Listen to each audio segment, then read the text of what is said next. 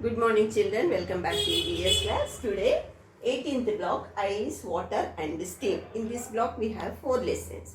In the 4 lessons already we completed 2 lessons. Now today we are going to learn about water cycle. Third lesson, water cycle in nature. Already we learned in the last class the 3 forms of water: ice, water and water vapor, steam. So in this lesson we are going to learn about the water cycle. In the last class we learned when we keep the water cube in a bowl, after some time when we observe the water cube melt and water will form in the cube. When we keep the water on the burner, after some time it started burning. So with that boiling water we can see the water vapor. How the water vapor, ice, water we can see in the nature. In this class we are going to learn. Now all of you have a look on the board. Here I draw the water cycle. Now here children, heavy clouds, and here river, lake, ocean, water vapor, tiny drops of water, sun. How the water vapor will form, how the clouds will form, in this lesson we are going to learn. Here on the mountains we can see the, now here we can see some snow on the mountains.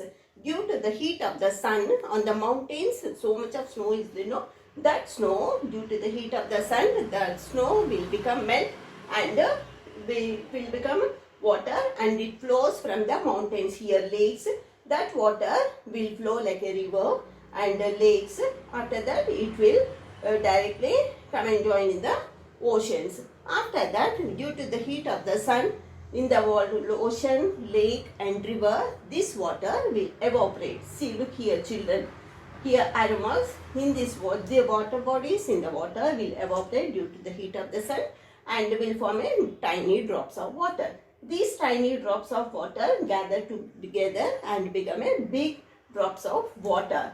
These big drops of water will form the big heavy clouds, and rain will fall. This is the water cycle. We can read this lesson in the reader. Everyone open your readers. Everyone open your EVS reader, page number 114, water cycle in nature. Now have a look on the picture children. Here water cycle, here snow on the mountains, here due to the heat of the sun the snow will melt and it will flow like a river, and it will come and join in the ocean. Here we can see the heavy water vapor, tiny drops of water, big drops of water and heavy clouds. Now look here, water keeps changing its form in nature. The sun heats the water in the water bodies like ponds, rivers and lakes, and the water changes to water vapor. These water vapors rise up in the sky. The air is cold there, so the water vapor cool and changes back into tiny drops of water. Many tiny drops of water get close together to form clouds. Now here, when the clouds become big and heavy, the water falls as rain. The last water comes back to the land, ponds, lakes and oceans.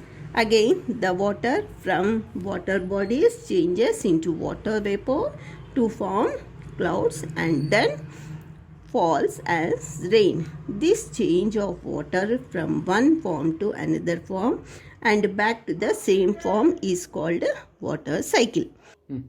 Everyone open your volume 3 EVS workbook, page number 12, S3, water cycle in nature. Here write today's date. Question number 1. How does the sun play an important role in the water cycle? Answer. The heat of the sun changes the water in the water bodies to water vapor. It also melts the ice on glaciers and mountains to water. Now next, second question. Explain the stages of the water cycle. Now all of you observe the 3 pictures here. Water from lakes. Under this you had to write ponds etc. get heated by the light of the sun, they form water vapor. Now next picture, water vapor rises up to form clouds when water vapor cools down to form tiny drops of water. Now third picture, water drops in clouds become heavy. They fall down as rain. The rain again fills the ponds and lakes. Write neatly like this. Now we'll move to the third question. Why does it snow on the top? Answer. On the top of the mountain, it is very cold. When rain falls, the droplets of water freeze to form snow, and so the rain falls in the form of snow. So here some small correction, children. Again I am repeating third answer. On the top of mountain, it is very cold. When rain falls, the droplets of water freeze to form snow. Like this you have to complete neatly. Thank you. See you in the next class.